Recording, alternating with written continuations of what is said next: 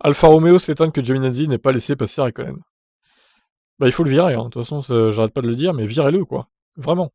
Révi Pujolar, ingénieur de piste en chef de l'équipe, ne comprend pas pourquoi l'Italien ne s'est pas exécuté lorsqu'il a reçu la demande du mur des stands, ce qui aurait sûrement permis à Raikkonen de terminer dans la zone des points. Ah oui, il a reçu l'ordre de s'écarter, il l'a pas écouté en plus.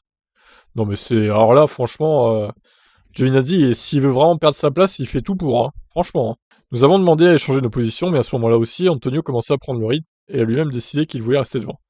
Et peut-être que pendant ces quelques tours, nous aurions pu être plus rapides en tant qu'équipe. Ce n'est vraiment pas l'idéal. Puis Jolar assure que l'équipe aurait demandé à Raikkonen de laisser repasser son équipier s'il n'avait pas réussi à s'en détacher. Je n'ai pas compris pourquoi nous n'avons pas pu échanger les positions à ce moment-là, car quand on a les deux voitures comme ça, on peut changer selon la situation. La perte est en tout cas nette pour Alfa Romeo, comme le déplore l'ingénieur. Nous avions besoin d'un seul tour pour rattraper Ocon en début de course. Nous ne sommes pas vraiment concentrés. Au début de la course, nous ne sommes pas vraiment concentrés sur qui était le plus fort. Plus ou moins, les deux voitures étaient là.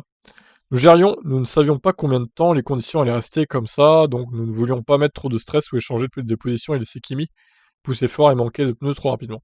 À ce moment-là.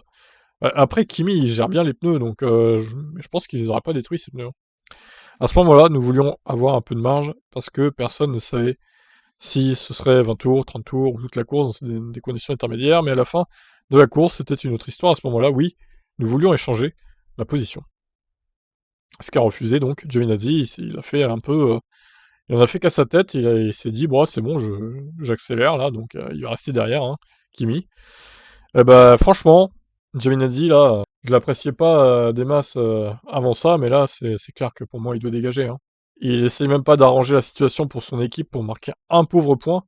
Il écoute pas les ordres en plus, donc qui voudra de lui après ça, quoi. Hein. Si franchement, si Alfa Romeo le prolonge, même d'une seule année, pour faire le bouche-trou, je comprendrais pas, quoi. Il y a tellement d'autres pilotes mieux que lui, même pour un an, à la limite. Et après, pour mettre pour cher ensuite.